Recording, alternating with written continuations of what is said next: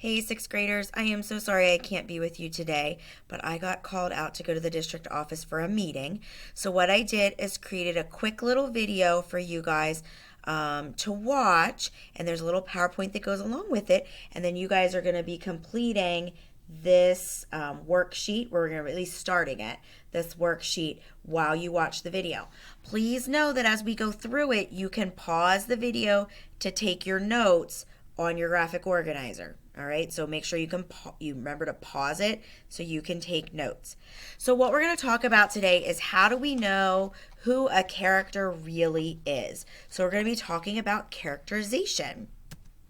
So make sure you have your organizer in front of you, and you will see there that it says characterization is the way an author reveals the special personality and qualities of a character in a story, making the character believable. So all those purple underlined and highlighted words, those are what go in your blanks on your organizer. So again, characterization, it's the way an author reveals the special personality and qualities of a character in a story, making the character believable.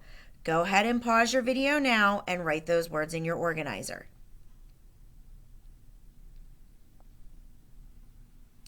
All right, so there's two types of characterization that we're going to talk about.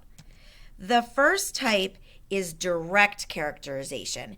And direct characterization is when the writer or the narrator tells you exactly or directly what the character is like. So go ahead, pause your video, and write exactly and character on your organizer.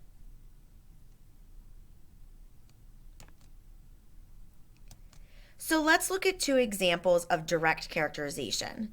The first one is that cute little kitty cat there on the left. Julius is a downright weird 5-year-old fluffy orange cat. Some days he is cuddly and loves to be held like a baby. Other days he is constantly angry and bites the feet of anyone who walks by. In his spare time, he loves lounging in the sink. So here the narrator is telling us exactly how Julius the cat is. He's a weird 5-year-old fluffy orange cat. He's cuddly and he's constantly angry. So we're giving some great descriptive words of telling us exactly how the character is. Then look at our dog there. All right. Although people sometimes get scared of American bulldogs, Altair's always wagging tail and love for kisses shows how loving he truly is. He loves snuggling with his kitty brother, steals covers in bed, and enjoys swimming. Again, our narrator is telling us, our author is telling us exactly how the dog is. He's always wagging his tail, and he loves for kisses, and he's very loving. So these are two good examples of direct characterization. Now we're going to move on to our second type of characterization called indirect. Oh, but first we have to have a cute little picture.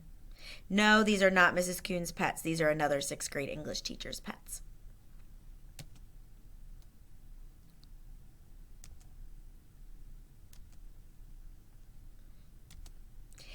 Indirect characterization is when the writer or narrator does not tell you what the character is like.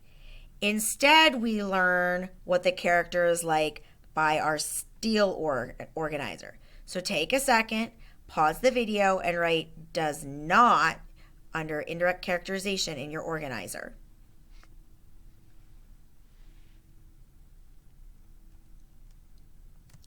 Now you're going to move to the second part of the indirect characterization.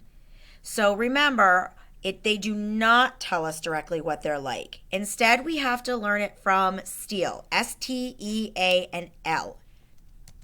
So the S stands for what the character says. So that might mean a direct quote from a character in the book. So we're going to be using this for our book Wonder. So it would be a direct quote from maybe Augie or Julian or one of the other characters. So take a second. Pause your video and write that in what S stands for. T stands for what the character thinks. So it's that internal observation by the character. So they're thinking about things in their head, but they may be saying them out loud. Again, take a second, pause the video, and write what T stands for on your organizer. E stands for what everybody else says and thinks. So that's a direct quote or observation made by another character. So what is everybody else saying or thinking about Augie, if we would use Augie as an example? Again, take a second, pause the video, and write what E stands for on your organizer. A is the character's actions. So it's the choices that the character makes. All right, so what type of actions? Did they hit somebody? Did they punch somebody? Did they leap over something? So take a second, pause your video, and write what A stands for on your organizer.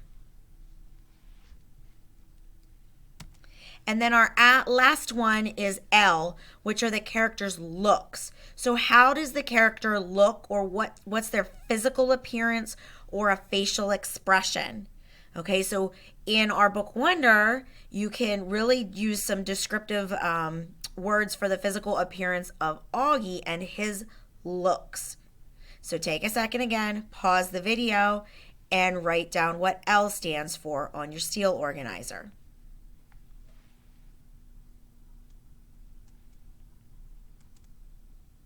So that's the end of our little PowerPoint, and that should have completed the first part of your organizer. What I want you to try, just try it a little bit, we're not asking you to fill the whole thing out, is I want you to flip it over onto the back, and if you look at the back of it, it says the character Julian. All right, so we've already started to read about Julian. And what you're going to do is you're going to look for indirect characterization about Julian. All right, so you're going to use the S, T, E, A, and L. You're going to write what it is. So if the character says something, in this first box, you're going to write about it.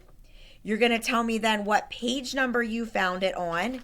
And then based on the evidence, I can infer that Julian is what?